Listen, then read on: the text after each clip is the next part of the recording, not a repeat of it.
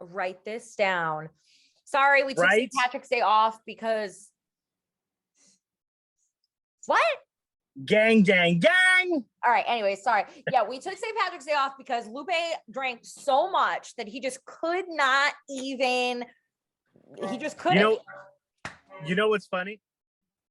What? You know what's funny is that anybody that knows us know that that's absolutely the reverse. I just want to put that out there. I just want to put out there that I actually did not drink. I didn't go out for St. Patrick's Day. Oh, really? I got some receipts on my text messages. First of all, that wasn't me. That was because my friend Ryan took my phone. I didn't say it. I didn't like go out to bars or whatever. I had like a dinner. Yeah. I went up the street to my friends and a few of us had like dinner together or whatever. Yeah. And then anyways. But so Lupe can probably explain this better, but so we want to do a better job of hello? Are you interested? Wait, what did I? Hello, is that you? Are you there? Yeah, can you see me? Now I can. Oh, okay. I know what I did. I'm good to go. Engineer, but I was gonna be like, hello. All right. So we're gonna do a better job of breaking up segments on our show. We're gonna keep the questions at the end because I think that's great. We're gonna do like a catch-up section the first time, but we're gonna start to introduce like more guests, but instead of having them the whole episode, kind of do it segmented. So super excited to kind of get a little bit structure. Get a little bit more structure going on. Be adults. Yeah. Well, it's nice because we can do whatever we want. You know what I mean? Like we can have fun with it. We're not, you know what I mean? Which we love, but we also want to have like a structure, like, okay, like people are going to know, like, okay, they're absolutely going to get, like random questions. They're going to get an update on where in the world Lupe is or what we're doing in our lives. You know what I mean? So, so before we get to section 2, or what should we call them? We'll have to think about that. Yeah. Part two. Yeah. Before we get to part 2, we're going to do a little update real quick because Lupe is finally I was like, where the heck is this going? Coming back east. Oh. Yeah. So he's been stuck in Texas. He just dropped the tornado warnings like it was no thing, by the way, on our interview. I was like, I figured if I told you, you would freak out. So I wonder why. Yeah. So, but yeah, our next episode will be in person, and I think we have a special guest lined up for that as well. Right? Yeah, we do. I forgot. Real special guest. We're gonna tease the best epic guest at the end. Okay. Yeah. So I've as of today, I am in Texas, but I think by the time that this airs later on, I'm going to be somewhere in Louisiana probably. But this whole area was under an extreme, I guess they have 5 categories. Some places were category 3, category 4 warning for tornadoes. And there were some towns that got absolutely demolished by, I think, huge parts of New Orleans went without power. It was crazy. So there was this one time when I don't hear from you, I just want to interrupt. Like, I'll send him these text messages once in a while. Like, are you alive? Because I haven't heard from him in 2 days. This is why. It's not really because I'm crazy. I mean, I also am crazy, but it's warranted. But it's doubled down. Yeah. I'll tell you one thing. I was outside of Lubbock, Texas, I think it was. Which there's nothing there, by the way, but somehow it's a big university town. But for the very first time in my life, I always thought it was I don't want to say it was a joke, but I always thought that weather people were exaggerating when they're standing there and they're getting blown to the side. Why would you think that's exaggerated? Yeah, because, for the TVs. You know? Oh no, that's legit, bro. Yeah, I know. Well, you ever seen that old TV segment from the anchors down in New Orleans when Katrina hit, where he was like, look at all this water, and then the camera guy accidentally pans this way, and it wasn't really that high water. It was just for the shot. I'm talking about for the shot. Yeah. So, but anyways, and I'm this is a big body Benz right here, and when I was pumping gas, my flannel went up like a cape. I actually got pushed back, and I was like, "Whoa, that takes a lot of force to move me." And so I pumped gas super fast. You never saw me cover like storms where I would like hold my hat and I would be like fighting the wind. Yeah, it gets tough, bro. It gets So, and I never been in a dust storm. I had like maybe 20 feet of visibility, so everybody was going like 30 miles per hour on the highway. So yeah, I've experienced a lot. Before I got there, I drove through the Sierra Nevadas, which are absolutely beautiful, but it's still snowing up there. But it's like really dreary, like it is depressing. But I passed this place called Donner something, like the Donner Party. Remember the Donner Party? They're the people that ate each other. So no, that's Dahmer. Sorry, Dahmer. You're right. No, you're right. Dahmer Party. And you say, I was gonna say, say Donner, I think of like Prancer, Vixen, Comet. No, you're right. No, it was the Dahmer Party. And I was like, I wonder if there's any correlation. And then when I figured out that there was, I can totally see why they were cooking up, butt cheek steaks and finger toe chicken nuggets, because there is without the roads there, I don't know how they survived. I don't know. Like we know how they survived a little bit. They were making little, making little Lupe sandwiches. Little shoulder. Like just cut it off a little bit right here. No, but it's but it had its own beauty and stuff like that. But I don't want to worry about you. But anyways, I got through the Sierra Nevadas. You're right. And so anyways, he's like, I almost got eaten, but it's fine. He's like, that is ridiculous. All right, so you're in Texas. You're going to be in Louisiana when this drops. Yeah. And you expect to be back to the home base by what? Base camp. Yes. Base camp, Rhode Island. By next week. Yeah. By next week. All right, so you're not coming to the event Friday with me and Margarita. Next Friday. I'm trying to be there for next Friday. Yeah. Okay, that makes so much sense that I messed up the date for an event Friday and forgot it was next Friday, because I was like, there's no way that Lupe's driving from Texas to Rhode Island in 2 days. All right. Well, now I was like, what the heck is she talking about? And by the way, guys, what she's referring to is a local restaurant is celebrating their 1 year, so we got invited. So yeah, but I'm hoping to be back by then. It depends on how many stops I make, essentially.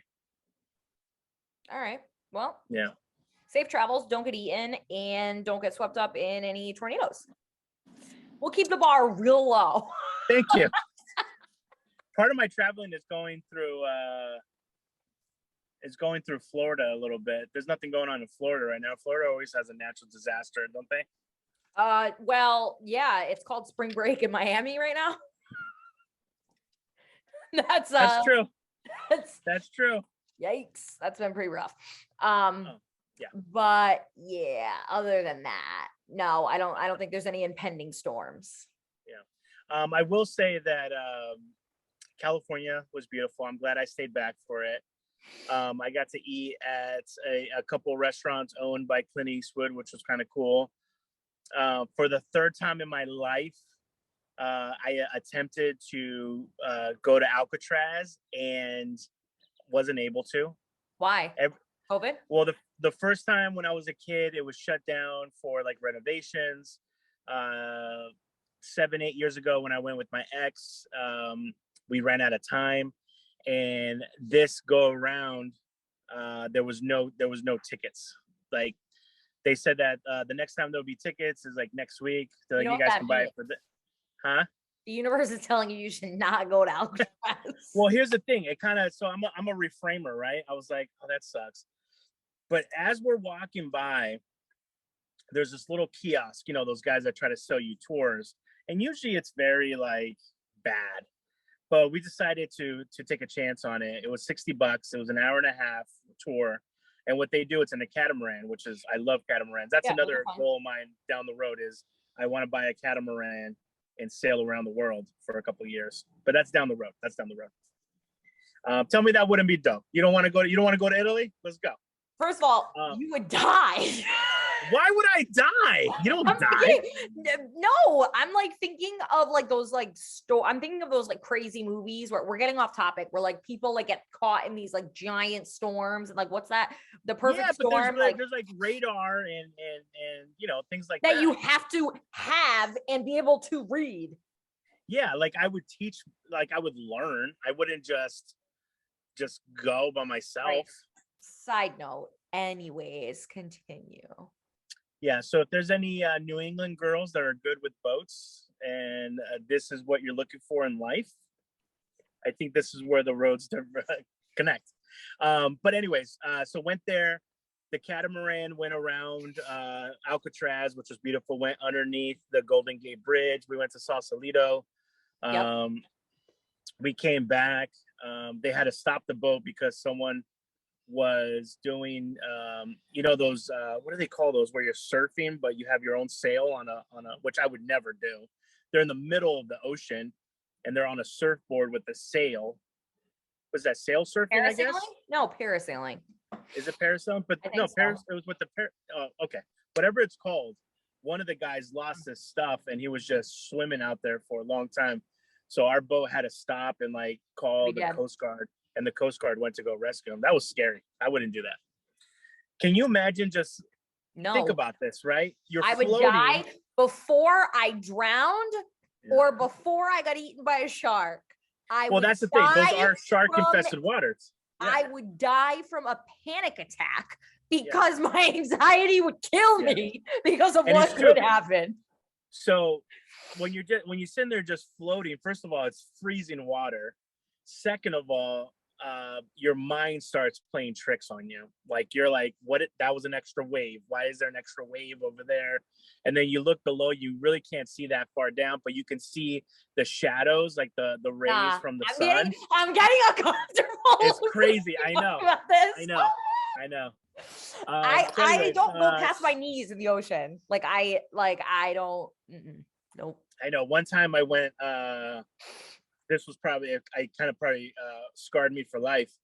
I went tubing one time, like where they pull you, where you sit on a tube. Yeah, and fell off. Everybody falls off, right? And I'm sitting there and I'm doing that. And this is how I know how your mind goes. Oh God! And I'm looking down. I have the chills. I don't know what it was, but something just right next to my leg. I freaked out. I freaked the F out. I had a striped bass. I was probably like maybe up at my waist. I was like 12. So I wasn't like a baby, but I had a striped bass like swim up against my leg, and that thing is slimy. I was on the vineyard with my family, and my dad was like, Lindsay, everyone on the beach, because my dad was in the water too, my sisters. I jumped at my dad and was like holding on to him, and he was like, everyone's staring at us. What is the problem? And I was like, it touched me. I was like, no. So he always says, he's like, go in the water with Lindsay. She's not fun. Yeah. No, and it's true. I won't go to any beach or any water like that without those shoes. The snorkel, not the snorkeling shoes. Oh, water shoes. I used to have those all the time. Shoes. No, never water shoes again are great. will I not wear those. Water shoes are great. Yeah, you don't want to step on some random thing that decided to come ashore. All right. Anyways, so that's where I was. All right, fabulous. We digress. So we do want to get into our second segment because we're going from tornado winds and whatever to our guest this week. So just kind of giving you guys a little intro before we get into it. We are interviewing Ashley Tryon, who is the mom of 10-year-old Brayden, who is battling ALL. For those who are not familiar, that is acute lymphoblastic leukemia. I was really honored to be able to meet Ashley and Brayden in my time at Studio 10. Actually got to hook them up with the Leukemia Lymphoma Society, and now he is the Boy of the Year this year for their campaign. So I love to hear that. Super awesome. They're a great family. And Ashley came to me and she said, you know what? I really want to talk about this place called Tommy's Place that's out in Falmouth. And she's like, you know, I never knew about it, and more families like myself deserve to hear about it. So that's going to kind of be our intro into introducing you guys to Ashley. Ashley, I'm so excited to have you here today. I know that I was so honored to be able to meet you and your son, Brayden. I first want to start out with, how is he doing? He's great. He's great. He's still in treatment. He's going to be finished hopefully in the fall of this year. Yeah. But he's doing really well. So he's pressing on, and he's doing great. So thank you. I'm really glad to hear that. He's such an incredible young boy. And I know that you recently had welcomed a new family member as well. So how is it? How's it going? You have 5 kids? I have 4 kids. 4 kids. Yes. So Sailor was born in July, and Brayden was diagnosed in August. So, you know, we're all kind of growing in this new sort of phase of life with each other, but it's awesome. So we are really blessed, and we're just, you know, following all those light people that are bringing us joy and, you know, helping us along the way. Absolutely. Beautiful. And, you know, that's a great transition into what we're talking about today. You know, you had contacted me because you want to talk about this incredible opportunity that's in Falmouth, Tommy's Place, correct? Yes, Tommy's Place. So I'll give you the kind of the story of how Tommy's Place came to us. There are so many great charities out there for families going through kind of like what we're going through. One is Cops for Kids with Cancer. Mm-hmm. So we received a donation from them last summer.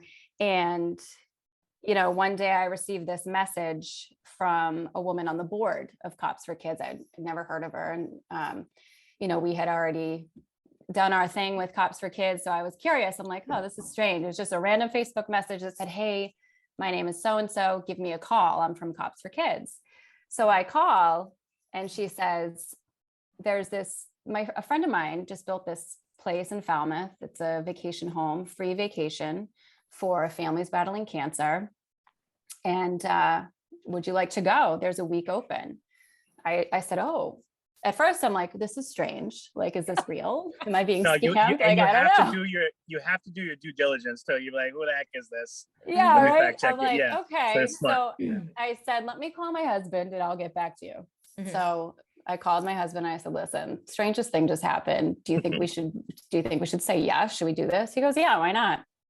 So I call her back and she says, okay, you're in for this week, August 13th, say it was. I said, all right. And she goes, you'll be hearing from Tim O'Connell. I said, okay. So a few weeks goes by, I don't hear anything. I'm like, oh, it's definitely a scam, right? Yeah. So finally, Tim calls me. He's nicest man. He says, hi, Ashley, this is Tim. You're all set for this week. I'm just going to let you know a couple of the rules of the house or whatever. And I'm like, okay, I don't have to sign anything. And there's nothing. Right. So what are the rules? What are the rules of the house? Right. Rules of the house. About that. Basically, the time you show up and the time you leave. There's no other rules besides that. And just like leave the trash out on the curb when you're done, you know? So I'm like, all right, that's it. So he says, I'll see you Sunday. I'm like, all right. So we go and we show up Sunday and it's just like you open the door. So what he does is he closes all the doors to the room. The old El March Inn, let me start over. The old El March Inn, he bought it, he gutted it, and it's now Tommy's Place. 12 rooms, 13 rooms, all a different theme. And he closes the door to every room. So when you show up, all the doors are closed in the bedrooms. And he takes you through each and every one, and he tells you the story behind each room. And the story behind each room is different. And some of them are from children's families who have battled cancer and they've since passed away, so on and so forth. So it is like you walking through this house and it's a warm hug, and you need it because, you know, this childhood cancer is just, it's devastating for an entire family, not just the child battling cancer. You know, it's devastating to the parents, it's devastating to the siblings, it affects everybody. And he really takes into account all of that. So back to the story. So we go and he tells us everything about this house, and it's just amazing. There's a movie theater, gourmet kitchen, an art room for the kids, a music room. It's hard to describe without actually being there and actually seeing it. So you go and there's gift cards on the counter. There's every family who shows up gets a gift card to Stop and Shop to pay for your groceries for the week. You literally don't need anything. You just show up and you enjoy time with your family. You don't have to think about treatment. You don't have to think about any of it. And you're just there enjoying each other. So it's a wonderful, wonderful place. In the beginning of it all, like I said, we were the 5th family to stay. It's been open since July. And in the beginning, Tim had said to me, you know, if you know anybody, you know, that would benefit from this, send them my way. I'm afraid that this place will sit vacant. It'll be empty for like a week. And I don't want that. I want it to be full every week. I said, okay. So it almost started as if like it was like an underground thing where I would go to treatment with Braden on Thursdays at the Tomorrow Fun Clinic. And I mentioned it to Child Life. And I said, hey, we just went on this really good vacation. And anybody can go. It's like you're walking in with this like golden ticket to give away, you know? Yeah. And so I go in and I talk to Child Life and they're like, okay, well, we can't really give out information, but like they can come to your room and give you their information. I said, cool, let's just do it that way. Every Thursday we go in, there'd be like a knock on our door and I'd open it and it would be like a mom. And she'd be like, hey, I heard about Tommy's place. We want to go. I take the paper, right? I love it. I'm like, all right, I'm going to give this to Tim and he's going to call you. It was just like this underground operation. I love that. So slowly but surely, the week started packing up. And right now, there has not been a week that's been vacant. And this year is completely booked. Wow. Next year, there's a year-long wait list. Oh. So there's a need for another Tommy's Place. And so I guess the point of coming on here and talking to you guys is to, you know, try and find that angel donor that's out there that might have a property or might have, you know, investment capabilities, who wants to help out and make Tommy's Place 2 a reality, because, you know, a lot of these kids don't have the luxury of time to wait, you know? Yeah. One thing that I love about kind of you describing everything is the thoughtfulness, and not just the big picture of it all, but the little things, right? The giving you the tour, that warm hug feeling that you were talking about, and also the gift cards. Like, this is only things that a super thoughtful, and I'm sure he has a team with him that would think about along the way, that everything has been so thoughtfully curated where you don't have to worry about anything for a week. And that right there is like giving me goosebumps to just think that you guys can just spend time together. That's the ultimate goal. Yes. And that's the thing. I actually, you know, a lot of times we meet each other, like the cancer moms meet each other through social media.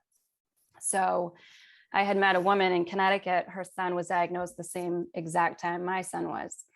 And at the time when Tommy's Place opened, it was only serving Massachusetts and Rhode Island hospitals. And so I had reached out to Tim and I said, hey, I got this mom and her son's got the same thing Braden has, and they're going through it too. Can they come?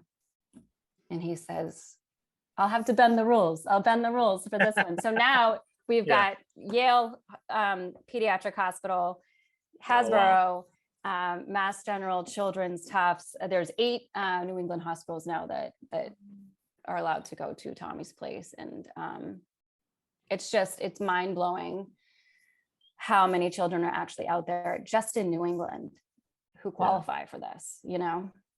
Yeah, no, that's incredible. And,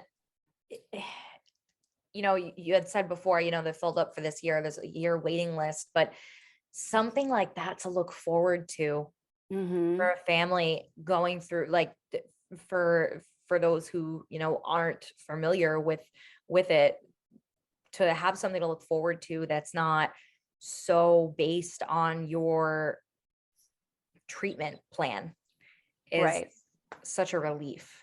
And that's the thing, like when you're in this situation, you can't go places. So we're on a time limit. Like we could travel, but then when he's immunocompromised, you can't travel. You can't really, especially now with the pandemic, can't really do much. So for these local families to be able to go here, another thing that Tim had said was, you know, people would always question him, like, who wants to go to Falmouth in the winter?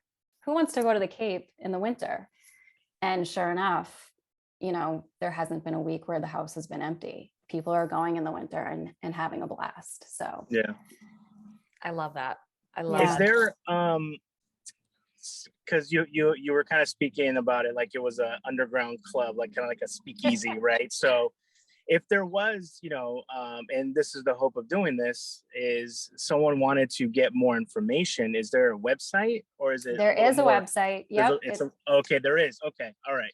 There's an Instagram page. Yes, there's an Instagram page. It's Tommy's Place on Instagram and Facebook. Tommy'sPlace.org is where you can find more information and videos and pictures. And Tommy's Place has been in the press a ton in Massachusetts. And they're pretty good about keeping all those articles up there too. So you can read about it from its inception until where it's at today. But it really is truly an amazing charity. And hopefully there'll be a Tommy's Place too very soon.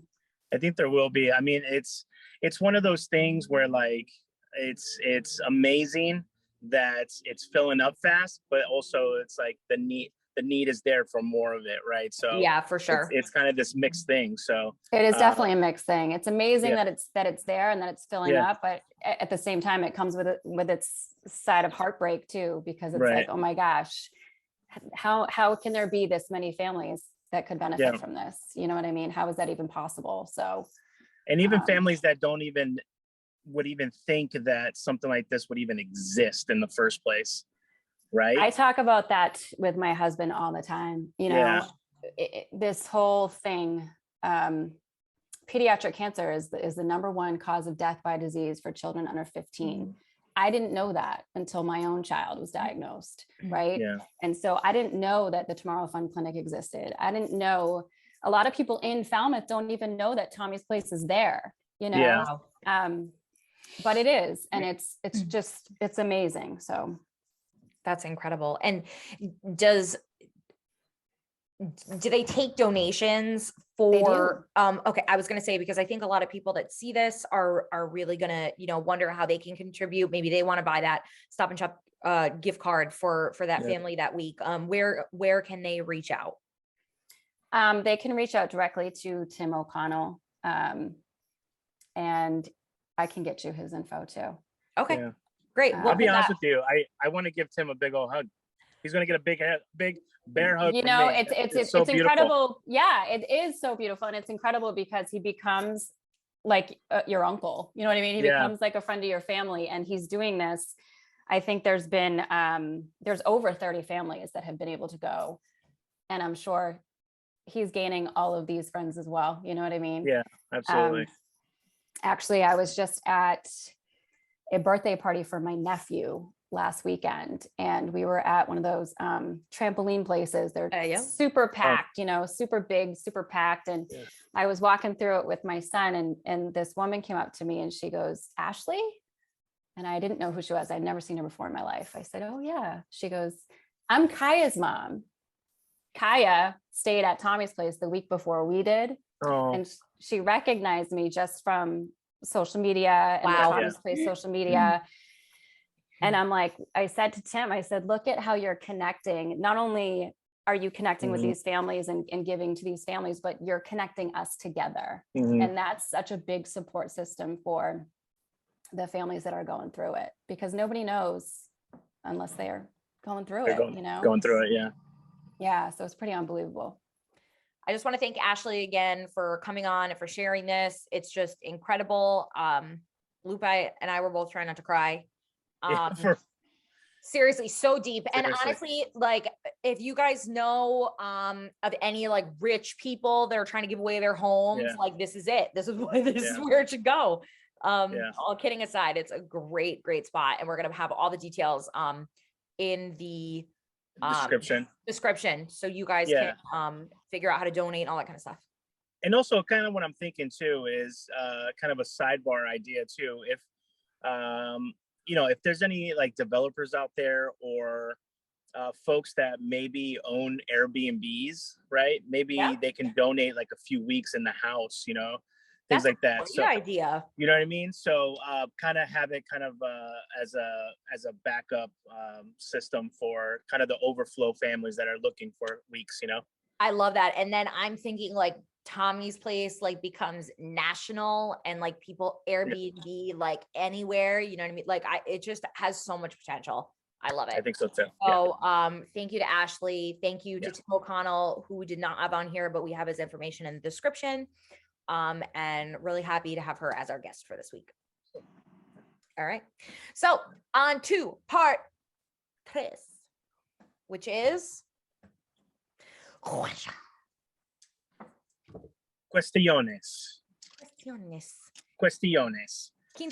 Okay, so we'll just get right into it. All right, I don't know what you said, but I know you said something. I know when you start laughing at your own jokes, you said something, and you know that I'm 82 and I really can't hear that well anymore, but that's okay. All right, life questions. Let's do it. Number 1, if you were gifted unlimited. I already am. So stop the question. All right, segment 4. The real life questions with real answers. If you were gifted. If you were gifted, go on. If you are gifted unlimited French fries, don't get too excited. I'd be 100,000 kajillion pounds. If you are gifted unlimited French fries, but we're only allowed to have one condiment, one dip, what would it be? So if you accept the gift of unlimited French fries, where are the French fries from? Caveat. Where are the French fries from? It'd be anywhere. That matters. Oh yeah, you know what? You're right. Because are they what kind of fries are they? Like, if we're talking McDonald's, I want McDonald's. This is a problem with foodies. Like, wait. What kind of grease are we frying these bad boys in, huh? Like, I'm gonna go with McDonald's and sweet and sour. Okay. I'm gonna keep it real simple. Sweet and sour. Interesting. Yep. I would probably go if I'll stay on the same boat with you. If it was McDonald's, it would be probably the mac sauce. I can get down on some mac sauce. I could take shots of that stuff. It's gross. The sweet and sour, I could oh my God. Like, I used to dunk my chicken nuggets as a kid, and I would eat all the outside, like eat all the breading around it. It was disgusting. And then I would just dip the little whatever it was made of back then. I hope that we're still alive in the future where we're connected like robots and we have AI. And like when we tell stories like this, you can actually put that memory on a screen and we all watch it and see a little Lindsay. You can see it from my perspective because I thought I was so cool. I can only imagine how much of a brat you were growing up. No, I gotta eat around it first. First of all, I was a middle child, so I was just trying to stand out anywhere you were trying to get possible. Attention. Yeah, I gotcha. But like they get used to it. To middle childs, right? They're like, Lindsay's doing the thing again. Just let her do it. And then Melanie wanted to do it, my younger sister, and I was like, "This is This is my thing. This is the way I eat chicken nuggets. It's like, you're not taking it from me. All right, next question. And you're gonna hold on. Let me finish the question. The next U.S. president. Spit it out. Okay. Can't hold it in. The next U.S. president is a current stand-up comedian, a comic. Who would you want it to be and why? You want my answer? Yeah. I think I would love to have Dave Chappelle.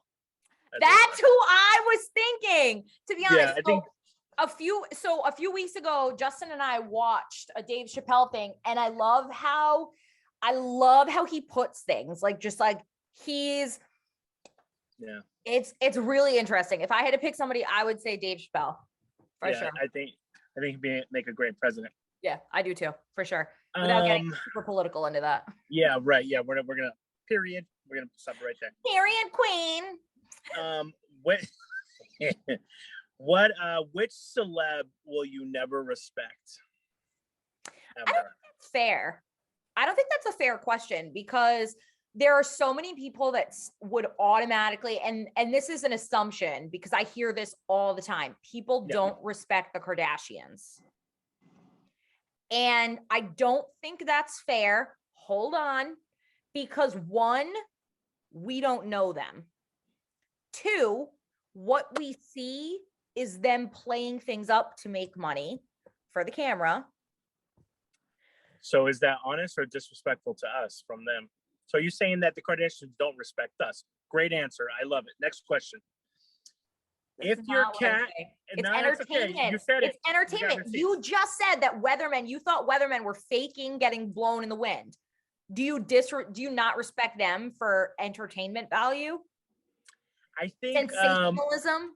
Yeah, listen, I know that there's a similarity when it comes to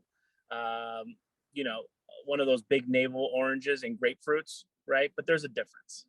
Nice try though.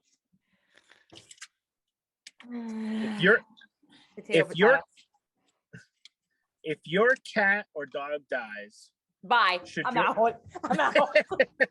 Well, hold on. This actually, I think we're going to be on the same page here. Why would you ever? Where are my babies? Right. If your cat or dog dies, and we'll be inclusive, we'll say if your pet dies, right, whatever it is, should your employer give you time off? Why or why not? Yes. Yeah, I agree. Because I was absolutely distraught when I lost Lola. Okay. So Justin and I have had serious conversations about this. I know where Justin stands. No, because he would say things like, well, when Gandor is not here anymore, or Gandor expires, and I'll start crying. And I'm like, well, like a piece of bread, he's expired. Well, because when he's not, I'm like, don't talk about Gandor like that. And he'll be like, well, when he expires, I'm like, he's gonna live forever. Yeah. I don't like the word expires for some reason. I don't know why. he's just being a quack. But no, I think that, but honestly, I have a real problem with people and companies telling you who you can grieve and get paid for. I understand why they do it, but I worked for a company who actually isn't even a company anymore, so it doesn't even matter. A producer there lost their cousin. Their cousin was like their brother. Didn't count because it wasn't an immediate family. Hey. What? And what about bereavement? Bereavement. Yeah. What about people that don't have family but their friends are their family? Mm-hmm. You know what I mean? It starts, and I think that this is why when folks apply at jobs, you need to ask these type of questions too, because especially now, folks have options on companies to go for. So, it depends on, and we're going down the rabbit hole a little bit, but this will be my last point. When these jobs are like, hey, we're a family, then why don't you act like it? Yeah. I get it. Trust me. This is going to be my thing. All right. Next question. Okay. Which profession is underrepresented by women? Oh God. And you can't say all of them. Give me an example. No. That's tough because anything in STEM and medical, I think is underrepresented in women. And then even deeper into that, because I just saw somebody that I was following share something on LinkedIn. And there was a Black woman who was going to medical school, and she said working to increase the 5% of Black women who are doctors. Yeah. 5%. Yeah. Nuts. Yeah, that's great. So crazy. But yeah, like definitely medical fields and STEM. I'm sorry, not every woman that wants to be a doctor wants to be an OB or a GYN. Like, or both, you know what I mean? Like surgeons, like how many there, you know what I mean? That's for sure. Yeah. For sure.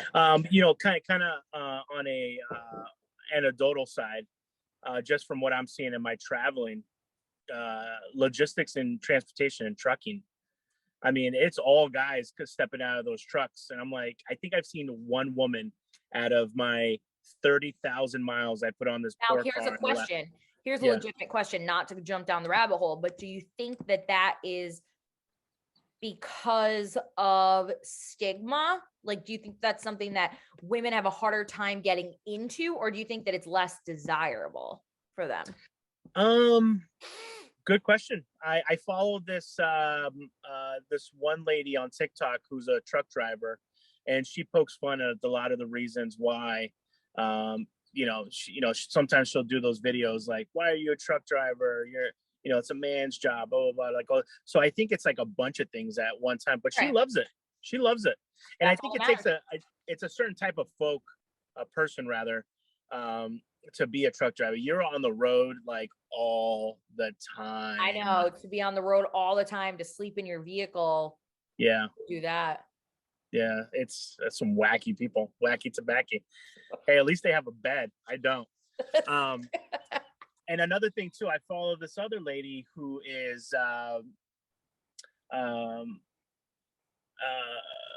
electrician. That's another field that's underrepresented by women. And she kills it, man. I think she has OCD, because like the way she does her wiring, that just looks like magic. And she's I think that's true with a lot of trades, electricians, tiling, construction, things like that. Yeah. And we're in such short supply. This is why things take away the panorama. Hello. Okay, cool. We'll keep the panorama for a little bit. So take away the panorama for a little bit. The price to get something done by an electrician and a plumber or anything like that is out the gate, which is, kind of great for them, but it's also not great for society as a whole, because, people won't fix things in their house and the house will deteriorate. And anyways, there's so many things that could spin off of it. But this country is in dire need of tradespeople. Yeah. And we have a whole 50% of society that's not really in on it. Let's go, ladies. Time to roll up them sleeves. I think, hey, the future is female. I'm for it. Continue.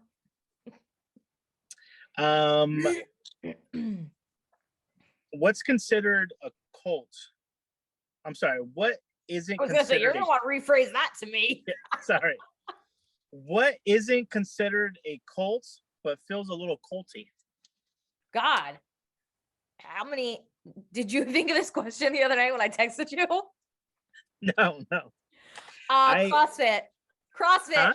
CrossFit. I said it. Slay me. CrossFit.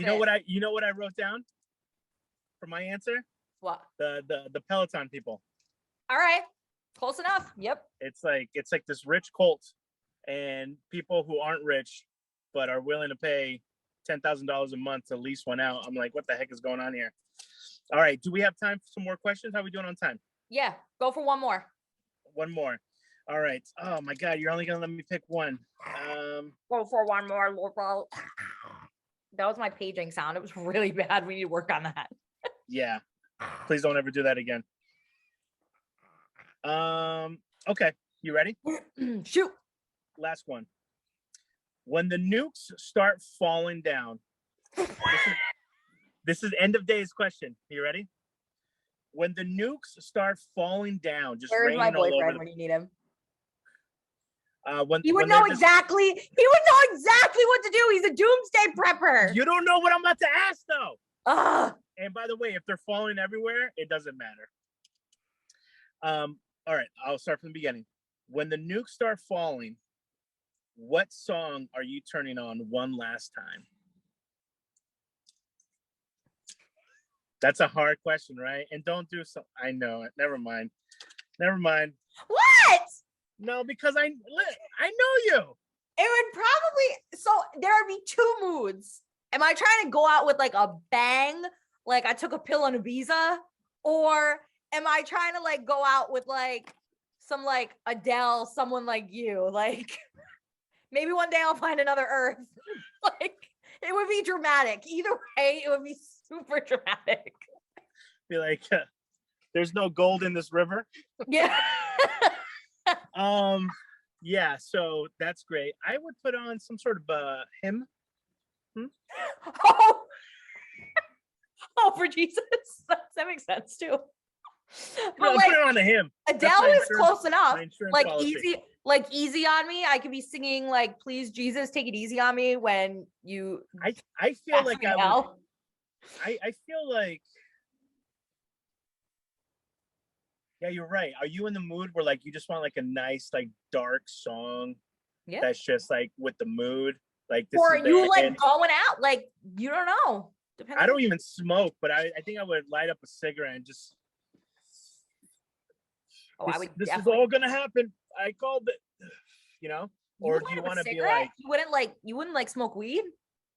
Well, I don't think that I would be able to run to Stop and Shop and get weed. I think whatever. You don't I have a could weed. find You need like a weed pen or something. That's all right. We'll hook you up. All right, thank you. Plug.